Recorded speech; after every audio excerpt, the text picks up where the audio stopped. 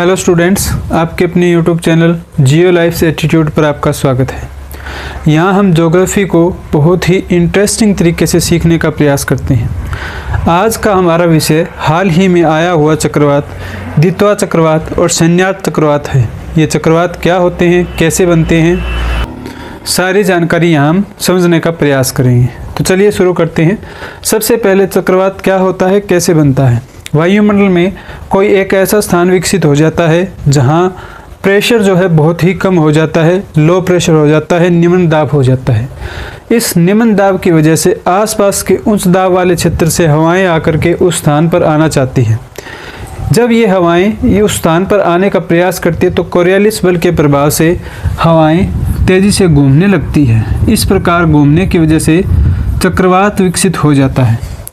ये चक्रवात उत्तरी गोलार्ध में, उत्तरी और दक्षिणी गोलार्ध, पृथ्वी के जो नॉर्थ हेमिस्फीयर है, उत्तरी गोलार्ध में एंटी क्लॉकवाइज चलती है, यानी कि क्लॉक के उल्टे घूमेगी, और दक्षिणी गोलार्ध में क्लॉकवाइज घूमेगी हवाएं। ठीक है, ये चक्रवात होते हैं, समुद्र पर ज़्यादा प्रभावशाली होते हैं, स्थल पर आने पर ये कमज़ोर हो जाते हैं, क्योंकि समुद्र पर शक्तिशाली इसलिए होते हैं, जलवाष्प के संघनन से जो गुप्त ऊष्मा प्राप्त होती है उससे इन चक्रवातों को शक्ति मिलती है और शक्तिशाली हो जाते हैं। ठीक है, हाल ही में एक सन्यार्त चक्रवात आया है, एक दित्वा चक्रवात आया है।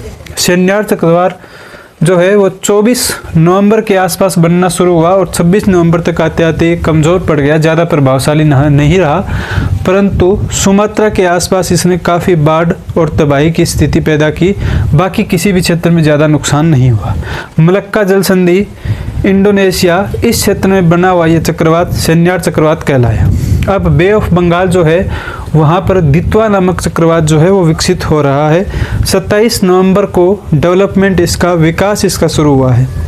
तापमान और दूसरे कुछ पहलुओं की वजह से दित्वा चक्रवात ज़्यादा शक्तिशाली होता जा रहा है और 30 नवंबर 1 दिसंबर के आसपास ये तमिलनाडु और श्रीलंका के उत्तरी भाग में टकरा करके तमिलनाडु, पुडुचेरी, इन क्षेत्रों में नुकसान, उन क्षेत्रों के तटीय भागों में नुकसान पहुंचाने की आशंका से भरा हुआ है। आज 30 नवंबर और 1 दिसंबर है और 2 दिसंबर है, अब तक कुछ नुकसान हुआ है। इसकी गति है इंडियन मेट्रोलॉजिकल डिपार्टमेंट के अनुसार 70 से 90 किलोमीटर रहने वाली है प्रति आवर के हिसाब से।